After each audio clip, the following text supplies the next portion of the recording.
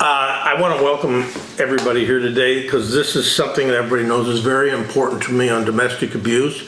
And my friend Celeste Norris, who is a part of a Call to Action local organization, is one of our local heroes that have actually had a big impact on the community, especially on the people in the last interview. So what we want to do is we want to talk about the issue, but we also want to talk about the organization, Call to Action. But first what I want to do is I thank you very much because I know you're very busy and I know you've been traveling, but just spending this time really means a lot to me. So let's start with this. You've had such a big impact in the county on this, and you had this interest. I mean, what caused you to reach out and start helping and organizing and getting traction in this? Well, I think, well, first of all, thank you for having me. My pleasure. I think, as with anything that we get involved in and are passionate about, we have a personal interest.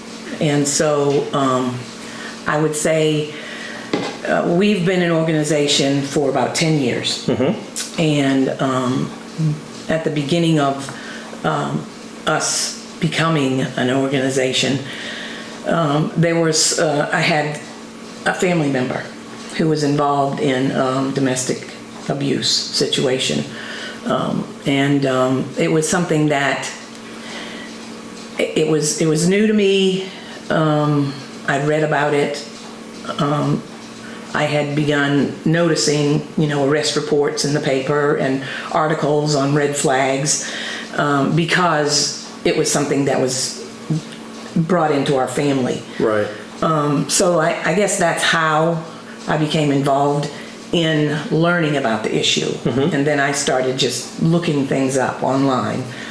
Now, growing up, I had a father that was an alcoholic, and he would be abusive at times. Mm-hmm. He didn't live in the home, but he would come when he was going to be aggressive. Right. So I witnessed that as a child, but because I didn't live with it constantly, mm-hmm. I didn't feel like I was affected by it. Right. But I saw it. But when this came into my family with a family member, it was just really eye-opening. So about 10 years ago as well, the sheriff, Mike Crenshaw, he became sheriff, and we had a big campaign in the county with Safe Harbor mm-hmm. to raise funds for a local shelter, because we were at that time #1 in the nation, South Carolina, for deaths because of domestic abuse. And number one in the entire country? In the entire country. Well, that's not one you want. And #1 in the state. Oconee County was #1 in the state. I did not know that. Yeah. And it was because when the sheriff came in, there was like 6 deaths or incidents, like bam within 6 months. And so that just kind of set his idea of, I'm going to research this. I'm going to build on this as something I need to address in my administration. Good. And because that was in the news, and this was happening in my family, and then at the time we had something called a Conversation Cafe. Mm-hmm. It's a national thing. It's called Lifetree, where it's a franchise. They send out videos and written information on a topic that you just present to the community. And it so happened that when they sent me the next month's box of information, domestic violence was one of the topics. Now, a call to action had not been created at No. this. Oh, good. It had not. Okay. It came about because of what was going on in the community and my family, and then that conversation that was just a really great, it had some videos in it that were just amazing, just touching, and I was like, you know what? I can't just show this one night during the month of May. I've got to show this and show it and show it and show Good. It. And so I started calling people. I called Safe Harbor. Mm-hmm. Of course, they're our local crisis center, the people that we direct people to. Now, they were closed for a while, but now they're open again, right? They are. And people need to know They do. that is a safe, good. But they were still providing services, but they didn't have their crisis home open. Right. Because of COVID, Right. but they are up and running. Perfect. So that's a good thing. But I contacted them and I said, I'm interested in this. I've got this video. I've got this conversation that I'd like to share with you. Is it something that we can partner with? Can I invite people from the community to come in and then have you come in and speak about your organization? Let's promote this. And I contacted the sheriff and asked if he could be involved in it. You know what, though, when you think about it, I mean, you got this thing off the ground. Basically, you started thinking about it, you had the impact to your family, and the next thing you know, you're making phone calls, and now you end up with this organization. Right. So you'd be proud of that. And people look at that and they're like, hey, I didn't think that could be done. That's great. That's true, and it's amazing what we have done. But then I'm a little discouraged at times because I thought 10 years down the road we would have been able to do more. Right. So we're still doing and still working, but it's a slow process. Exactly. Because it involves the community, not just one aspect of it. And we'll talk about that once the organization got started, what our goals focused on. But just from that conversation, we started gathering people together and holding events, having speakers, survivors come and share their story. That had to have, and I told everybody before, when Chris Rouen and Diane were here, it was really, I was shocked at a lot of things I was hearing, but it was heartbreaking for me. It was just, people are so fragile and vulnerable, and it's just, it just was amazing. So you dealing with that, I can't imagine the courage, and I'm sure they're saying the same thing, where you literally got this organization up off the ground. At the same time, you're counseling and helping people that are most vulnerable in our society, in our county. Right. Well, and they are vulnerable. But, when I meet survivors, I hate to call them victims. Right. Because once they, come through that and they take a step to change their journey, they are survivors. They're heroes. That's right. And they need every platform there is out there to be able to share their story when they're ready. And in the amount that they're ready. And it's interesting when you talk about survivors, because I met Diane and Crystal. I said, hey, listen, I really feel strongly about this. I want you to go to lunch. I want to make you feel comfortable. And I had talked about domestic survivors. She goes, thank you for that. I said, what do you mean? She goes, because we're not victims. I said, no, the courage. She goes, yeah, but a lot of people still use victims versus survivors.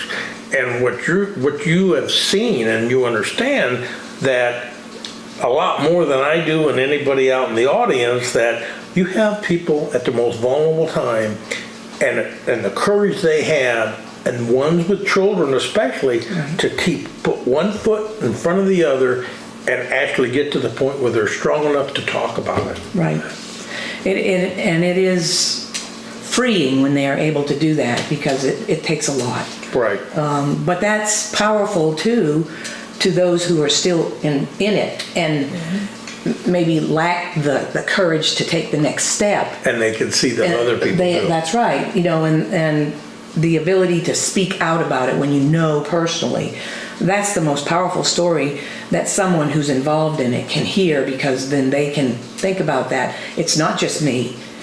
Somebody else went through it and they got out of it, however means it was.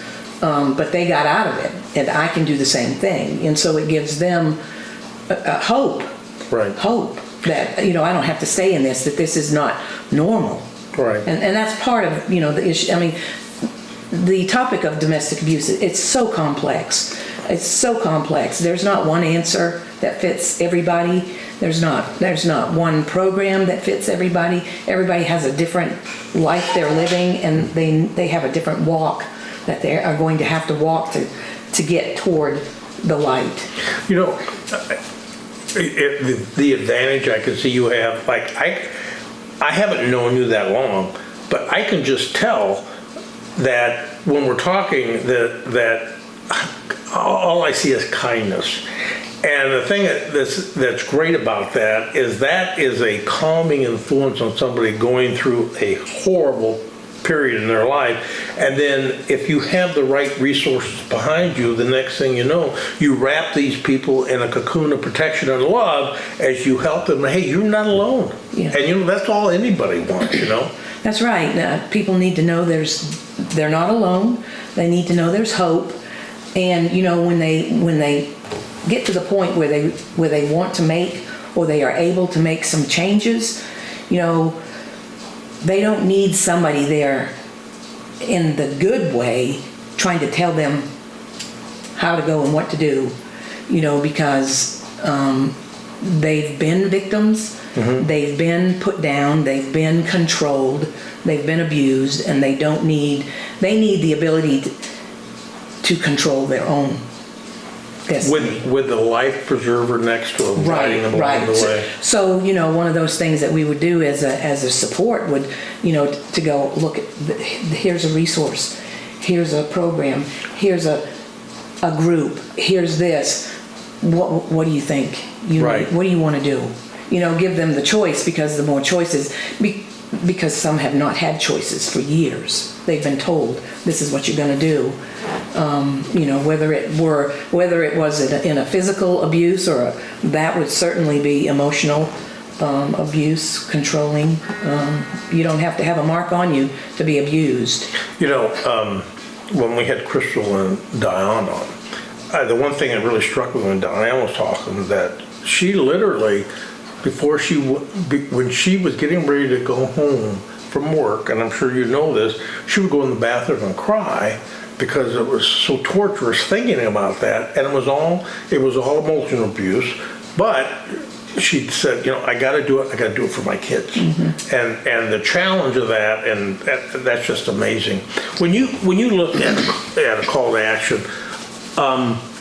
Do you have a board of advisors in the community? Like, are there people advising you along with this board for resources, or like you have social workers that are on the board that can give you advice on okay, this is something that you ought to be able to offer, or not, or is it just a small board? Or it's a small board right now. I was going to say that we need volunteers.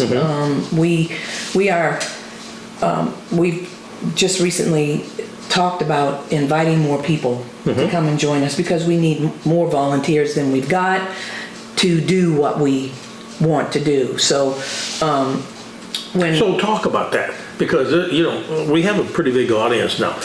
What is it that you need to help these people that really deserve the help, from the community? I mean, if you tell people what you'd like them to do, I mean, you're just talking to me, or you're talking to the people that are going to be watching it. The thing is, I mean, how can we help?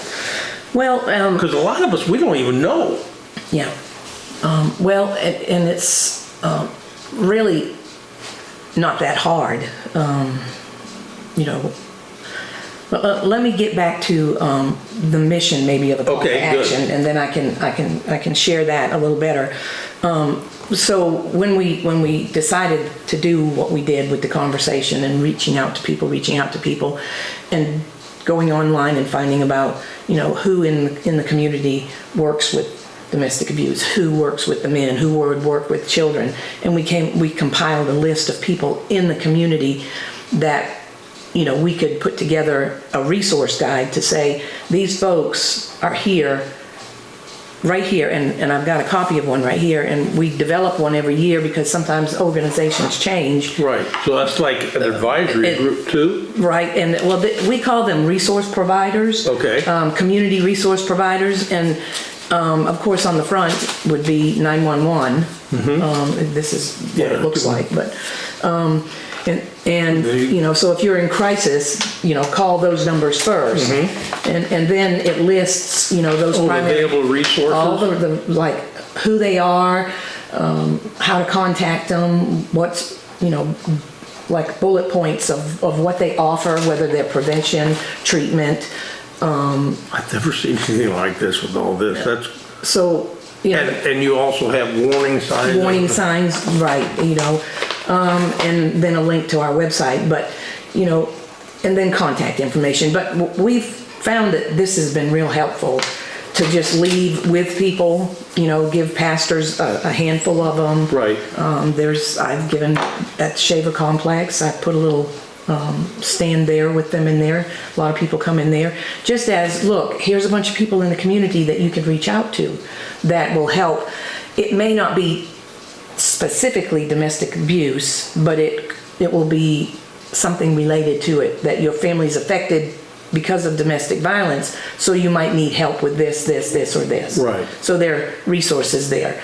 There are programs for men, of course DSS is in there, the Integrity Project, which is related to a 26-week program for abusers, batterers. Right. So that's what's in there. So what we wanted to do, once we started the conversations going out, they just kind of fell into our lap of, what I wanted to keep doing was call the community to action. Mm-hmm. And so it's like, let's just call ourselves that. So we started the group, A Call to Action, and that's what we do. A Call to Action, and we're a community campaign against domestic abuse. And because under domestic abuse, we also talk about dating violence, those kinds of abuses as well, because they're related to that with teenagers, and then with bullying. And so we do something in the schools with bullying because it's kind of all in that same area. Especially on social media, the lives of Right. So what A Call to Action's mission is to end domestic abuse in South Carolina, starting with Oconee County and then going beyond. But then the way we do that is we call to action the different groups in the community. Okay, so you have your educational leaders, you have your business leaders, you have your church leaders, you have your civic group organization leaders. And our dream is that there's a group within each of those subgroups in our community that will work with us, and we all have the same steps that we're going to. The first step is awareness. Okay, just like when we first started, we took that awareness message and we went to, we contacted all the schools. So we went to every elementary school in the county and did an awareness class. Like a seminar? Yes. Well, it was for the faculty after school, and we got all of those, middle school and one high school during that time. And so, we were working on that, and education is a big thing to us too, because I'm a former educator. I shouldn't say I'm a former. I taught school for many, many years and retired as a school teacher. So, education is a big thing. So number one is awareness. People need to know, that domestic abuse affects, 1 in 4 women nationally. 1 in 3 teenagers feel like they will report on a survey that they have been 33% abused. I know it. That's like a whole high school in Oconee County, which is. You were shocked. I was, and it hurts to know that our teenagers, would be in a relationship and be abused by their dating partner. And we've had stories of people who have come to our events. One was, she was in high school and her partner was abusive to her, and she felt like she couldn't get out of it. She never told her parents, her teachers didn't know. She went all the way through high school that way. For various reasons, she didn't tell anybody, and then when she thought, when I go away to college, I can get away from this person. But he stalked her then. So, but teenagers, they don't have the... no, they're not mature enough. They're not mature enough, right, emotionally, and they don't know that, just like Crystal was saying, that her husband, who was her boyfriend at the time, pretty much almost broke her nose, telling her to stay out of the business and keep your mouth closed. And she didn't report that to her parents. No, she didn't know. No, and kids don't know. Sometimes they think it's like, well, geez, maybe they do love me, Right, or they care, or they're trying to protect me, or they call, where are you, who you with, don't talk to that person. That's control. They don't know these warning signs. So, education with our young people about the warning signs. We have a class that we teach on healthy relationships for young people. So it's those warning signs. It's that spectrum of behaviors, that go from very controlling to a healthy relationship, and where would you fall on that spectrum. So, education is a big thing for us. So we also have classes, which is our big thing for the community, called bystander intervention. And that was something that in, going online and researching how do we end domestic abuse, the big thing was awareness. Then it was the whole community has to be involved. They have to know about it, they have to care about it, and they have to join in to end it. So that's what we focus on.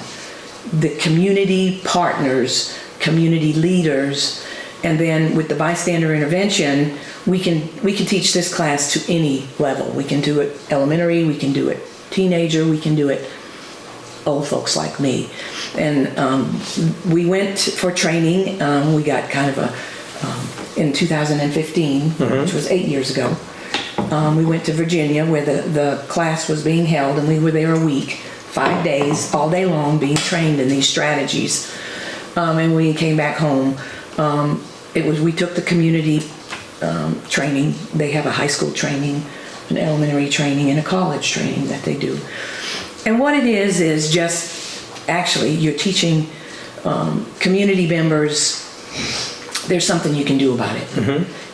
That you have to think about how powerful the bystander is. You're a hero in an at-risk situation that's happening right now. Sort of like one of those what would you do things on TV, where they set up a scenario and then they see, is anybody going to intervene? So in the bystander intervention classes, that's what we talk about. If you see something or hear something, you need to intervene. And then we teach the strategies of how to intervene. Whether you do it directly because you feel safe enough to do that, right, or whether you ask somebody else to intervene, like a boss or an HR person or a manager at a store, or call the police, or a friend who might know that person better than you. For me, you were talking about the awareness. So when I got out of school, when I got out of college, I moved. My wife and I moved to a lot of different states. Well, then one of my sisters ended up marrying a guy. I never had met him, and even then they got a divorce. But it was about 6 months in, I thought something was off. You know what I mean? I thought, it's probably me. Well, it wasn't. I mean, I could see when I talked, the conversations would be shorter. It would be, when she talks, can be very dominating. That's my family of 5 kids. She had to because, to be heard. But it was off. And I called my other sister, and she goes, well, I don't know. Well, she's basically the matriarch, my older sister, and we were talking about it. She goes, let me see. And that's what he was doing. It was all the emotional stuff. And it was really getting bad. Well, I wasn't living there, but I had other sisters that were, and they intervened, and got the guy out. And God only knows what would happen if she didn't have any brothers or sisters. Right. My parents are gone, and because I could just feel that. But like you said, the awareness. If I would have known what you know, I probably would have picked up on it sooner. And that's what we do with our classes. Is we go through a whole list of signs that you would look for. What might let you know that there's domestic abuse going on, and let's talk about those. What would it look like, so that you can be going into Walmart or people in your family, or it's like I have an antenna out when I'm in public, listening for loud voices and, watching people to see, is something going on there? Should I do something? Right. To where my family, if they're with me, they might say, oh, please don't do anything, But that's one of those things that could hold you back, is for somebody to say, no, maybe you shouldn't. But, just because I've been trained, but even then, sometimes I don't do. And recently, when we were on our trip out west on a hike, there was a family that we saw, and the father, I was coming up on this clearing, and there was a waterfall, and I was like, what's going on? And there was this father who was right in the face of his teenage daughter, and you could tell, I couldn't hear, but you could tell he's not a happy camper, and she's just kind of, and the mother was standing there just kind of arms folded, very somber, closed off, never said a word. And I looked for a few seconds, and I'm like, something's not right here. And I stood there for a minute, and then I started walking by. My husband was in front of me, and he must have heard me, because I was talking to myself going, something's not right there. What in the world do I need to do? Something. And so I started praying for the situation. But then my husband turned around, he said, you're doing that bystander thing, aren't you? And I said, yes, something was going on there, and I didn't do anything. We should have done something. He's not been to one of my trainings, but I'm gonna make him come next time. Because, I think about it now, and I go, we could have tag teamed. We could have just spoken to the girl and said, it's a nice day out here, isn't it? Look at the mother and go, to stop the flow. Just to, and I didn't do anything, and I feel so bad about it, and I thought, why? I should kick myself, but sometimes we don't. Right. Even when we know. But that's the bystander when you see something. But even if you never see anything, the bystander, you can do things proactively, like what you're doing. Mm-hmm. Opening up this platform to say, let's talk about this issue. That's being proactive, putting it out in the community, coming to a class and then going home and talking to your family about it, mm-hmm. Making sure if you see a program on TV and something's, happening, you go, you know what? That right there is an abusive situation going on there. That's not how you treat somebody. Talk about it with your kids before it happens, right, so that they can see in a relationship that they're in, this is not right. I need to go talk to my mom or my dad or somebody, because we've already talked with them beforehand. Right. So the bystander thing it's easy for anybody to do. Kids can do it in elementary school when they see somebody picking on somebody. They can say, stop, that's not nice. They can say, come over here and play with me. They can say, I'm going to go get the teacher. All those things are intervention strategies. So, what we're trying to do with those classes is inform enough people in the community to where more people are intervening in the community. When you talk about that, I mean, that's really educational. One of the things that, like on our show, I mean, we never thought that, we just met, and then now we've become very good friends.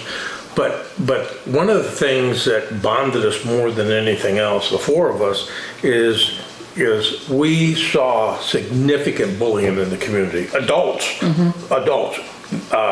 middle-aged adults bullying seniors, one even bullying a girl that was like a junior in high school through social media because she had an opinion.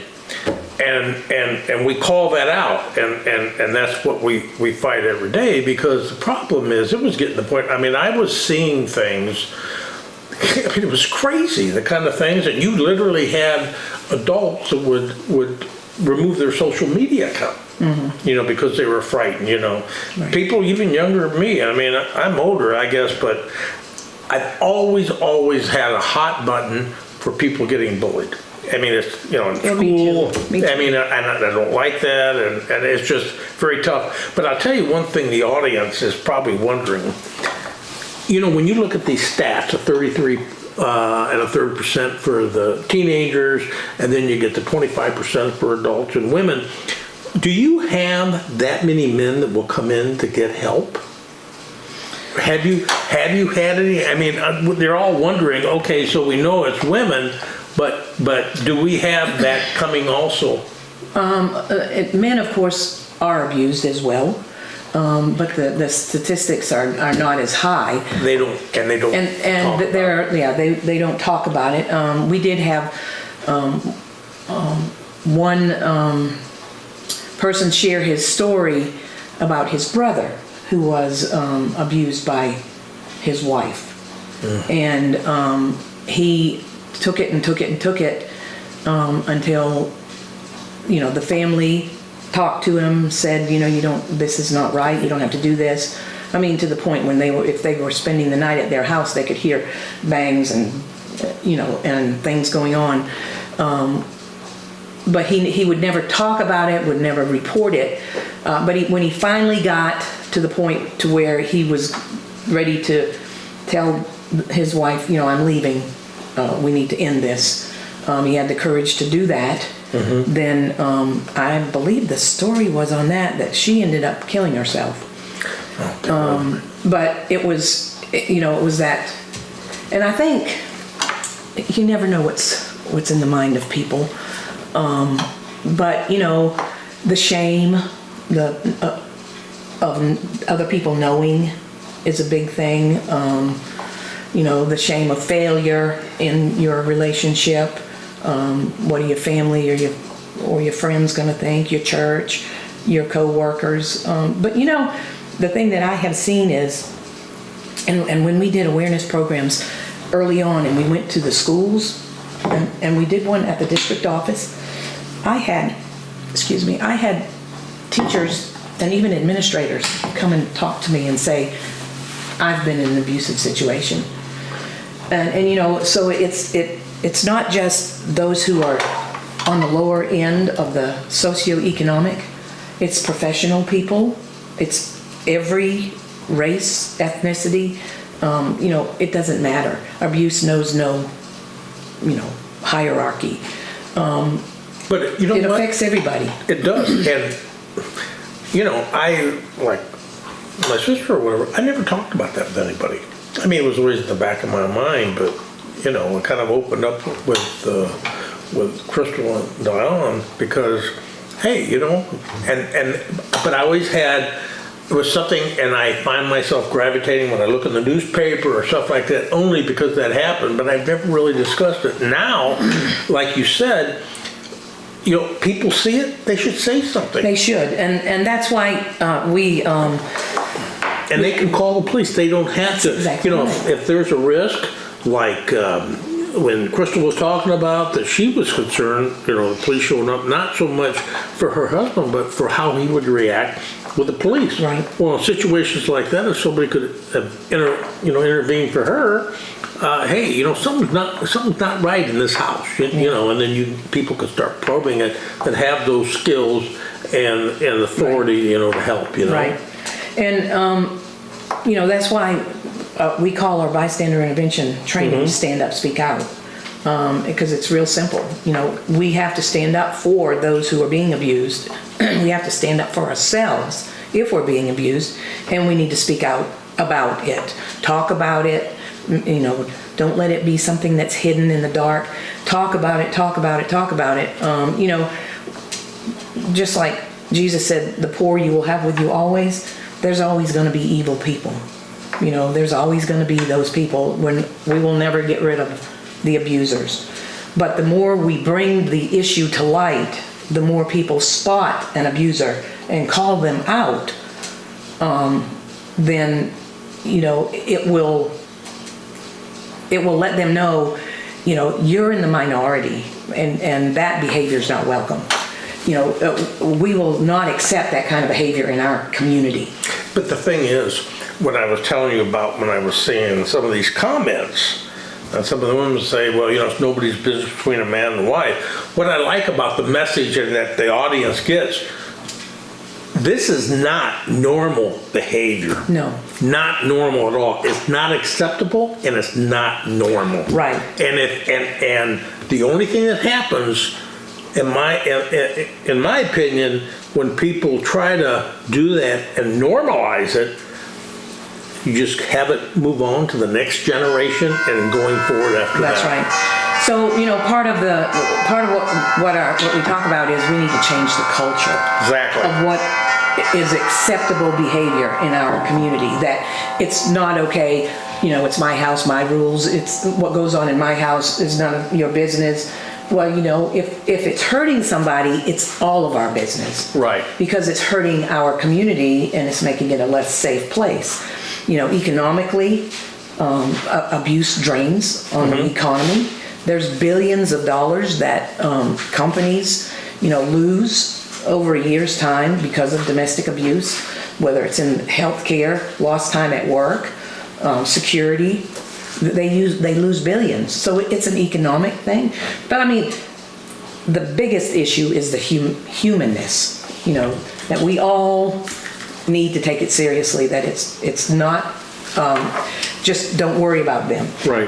We tell the story when we do our training. It's what if your loved one, the person that you care about the most, was in a place that they would normally go. And you weren't there, wouldn't you want? Yes. And there was somebody there who was going to harm them. Would you want somebody else who was right there to do something about it? Mm-hmm. Yes, you would. Absolutely. Then we need to be 100%. that person for somebody else's. What I'd like to do, because I know we're going to be wrapping up, but I want to talk about a couple of things.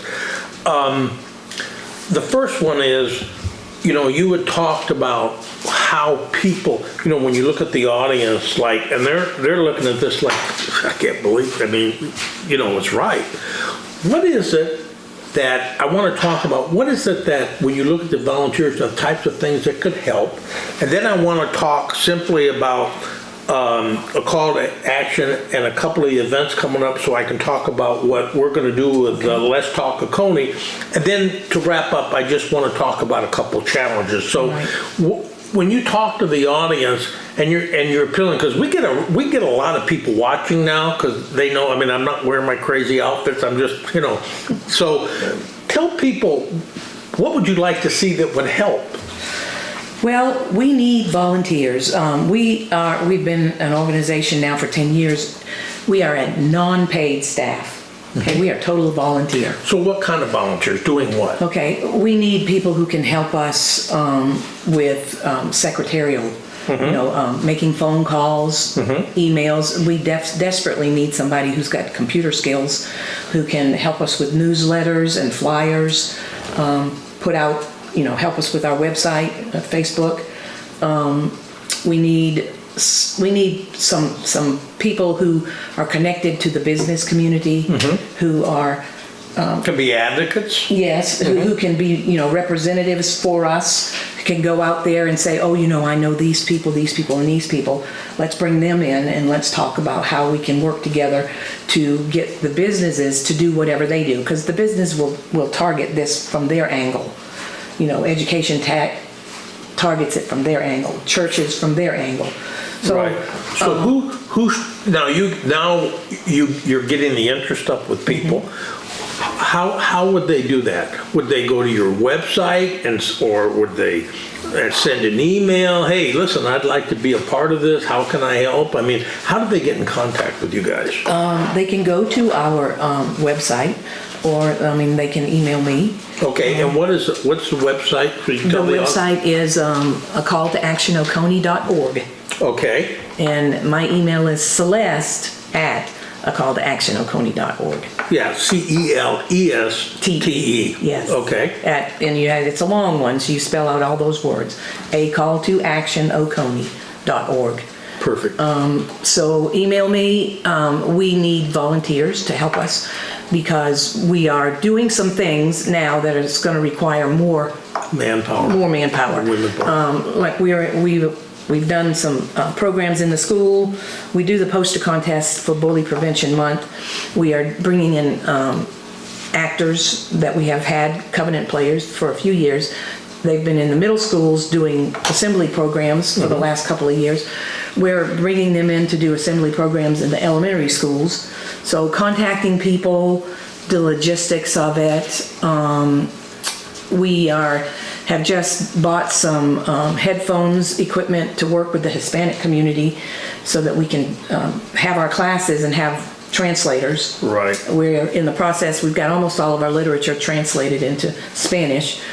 And that's taken us some time because we've had to find people. So we're looking for people in the Hispanic community who want to be a part of what we're doing, to reach and just get the information out and help us translate and help us in our classes. And we also, there's only 2 of us that do the classes right now. We need to train some more people.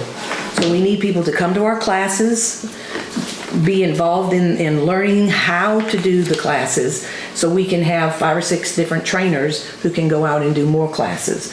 Because this is the simplest way that everybody can utilize. I don't have to have special psychology or counseling class. You just got to care. You got to care, and you got to learn the safety techniques to use and just use them and just spread the word. According to the research, 10% of the community, if 10% of the community, which would be like, 7,000 people in Oconee County? If 10% of the community understood the bystander intervention techniques, how important it was to use those and keep being proactive, it's a tipping point where the culture can start to change and we can start to visibly see that we're making an impact. Good. So we need people in the church community who say, I want to help you in that area, to get the word out to pastors. There's 200 different churches in Oconee County. We can't reach them all. There's, all the schools. We're working closely with them because I was a teacher with Oconee. So, we're working closely with them in the high schools trying to get the... And our producer, his wife's been teaching for 20 plus years, We're excited about the Oconee Community Theater wants to partner with the theater classes at the high school to work on bullying dramas, plays to present in the community. So it's a community thing. So we're trying to get what you do in the community. We don't want anybody who's an engineer to have to worry about something in the, education department. Well, something out there in the social work department. Right. Where you are, what can you do? That's my challenge. I say, what can you do to help? And then we all do what we can do, and let's eradicate it. And that's a call to action, Oconee.org. Yes. Okay. Now, as we're wrapping up, I want to talk about 2 things. Okay. Let's talk about this event that you've got on Labor Day. Okay. Okay, now you've got this Labor Day 5K run and walk to support your organization. Yes, like I said, we are a volunteer organization. This 5K is our only fundraiser. Right. So this is a fundraiser. It's a fundraiser, but it's also, it's primarily a fundraiser, but it's also an awareness event. Good. Because at the event, we will have a survivor speak. Mm-hmm. We will have crosses represented for those who've lost their life because of domestic violence, a display, and we will remember the families that lost their loved ones this past year. And we will also, share some information with those that are there. So it's a fundraiser. We use these funds to, bring in the programs and all the programs. Nobody gets paid. It just, It's purely to support the organization. Exactly. And that's going to be at Norton Thompson Park. It is. And you're going to have these people checking in at 7:30 a.m. and the race starts at 8:15. And what we're going to do from Let's Talk Oconee that Jeff has generously volunteered is we're going to carry that live for the community so they can see the race and we can push this so people understand that Wonderful. There is a way that you can help. However you can, you need it. As we're getting ready to wrap up, one of the things I want to talk about is, and this is what struck me as, it's kind of surprised me. So I like the brochure. That brochure is life-saving. You basically get boom, boom, boom, boom, boom. But the thing is that surprised me, and like anything that goes on, you do have disconnects. Mm-hmm. And when I was talking with Crystal, and there was another lady that I had talked to that had been abused, like when all of it took place and she finally got the courage to leave, it's like they didn't even know where to go. Mm-hmm. And like Crystal was talking about that she went to the hospital and they checked her out and everything, and then I said, okay, so you can leave. And she was like, I didn't know what I was gonna do about even how to pay a mortgage. I didn't know who to talk to. I'm wondering, how we could, when you think about it, people in a situation like that are probably thinking about one thing, the police. And then after that, maybe they might think, okay, social services. But I would think if any case, and something we could think about, and maybe, if I have an interview with the sheriff or whatever, that the hospitals and these organizations ought to know that when you talk to the police have a process in place like this, and they could say, okay, this is a domestic abuse case, here's a brochure, and I can take you through the brochure, and these are the places that you can go to where you can get your help versus, because somebody's already emotionally traumatized. They don't know what's going on. Right. But you know what I mean? Something like that? Right. Yes. Well, and that is crisis. Exactly. That is crisis moment right there. And she certainly, Crystal, was at the mountaintop of crisis. So, and I thought about her situation because I listened to the broadcast with her, and I've talked with her many times. And there were some maybe failures along the way. Gaps, whatever. But if we recognize them, we can fix them. Exactly. And that's the thing. I think that, all of these organizations, so when you're in the moment of crisis, it's the police, whether it's the sheriff or the city police, and then it's the victim's advocate who gets involved. If there's injuries that send you to the hospital, they do have a protocol that they follow. And who they notify, I am not sure, but there is a protocol they follow, and I'm checking into that because I've already gone through some of her checklist of what she went through and have talked with some people, and just to see, let's follow up on this because it's a community, right? And there's a lot of people involved in helping someone get through that crisis, and sometimes we focus on our organization or our place in it, but we don't, we aren't connected with the other one enough to go, okay, what about this person can help you or that person can help you?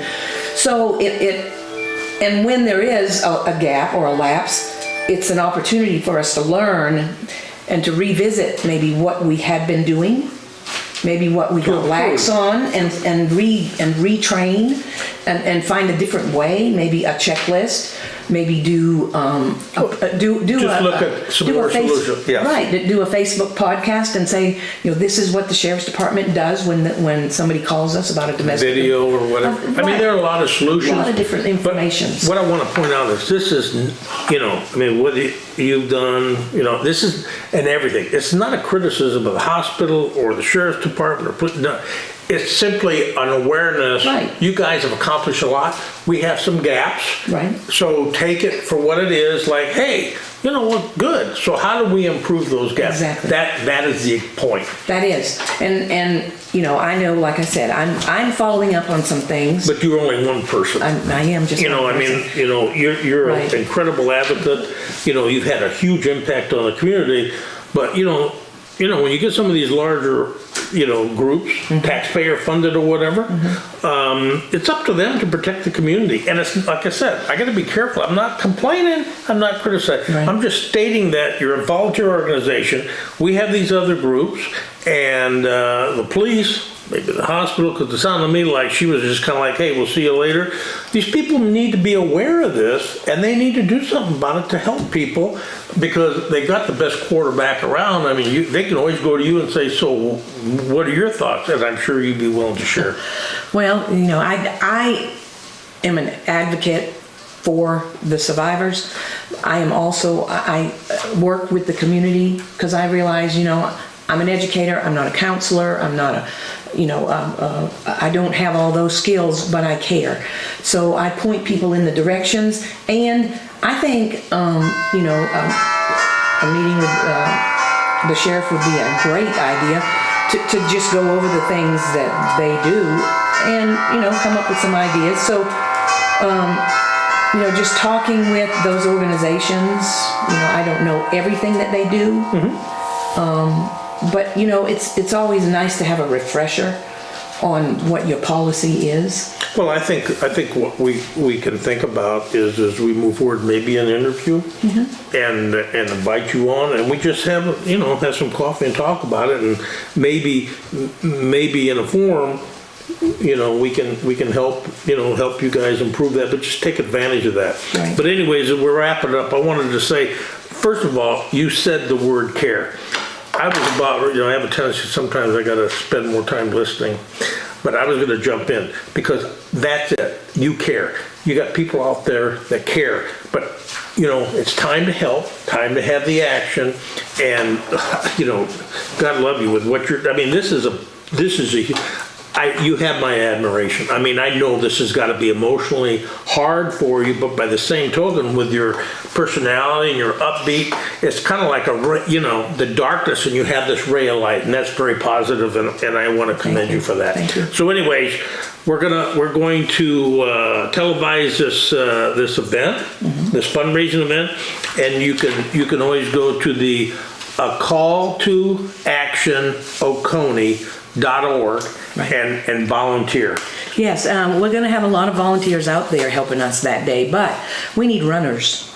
I don't have enough runners now. I'll be your volunteer. I don't know about me. So I gave up running a long time ago. Yeah. Jeff and I are going to be out. Hey, you guys run. We volunteer. Well, I don't run anymore now. I did, but we need runners. So if you're listening, go on there and click the QR code and sign in. Register to run, walk. You don't have to be fast, but we will be giving out awards and plaques and some door prizes. So along with it being a fun day, we're done, 10, 11 o'clock. So it's not going to take up the whole Labor Day. Maybe I can just have my camera and I can be the pace truck.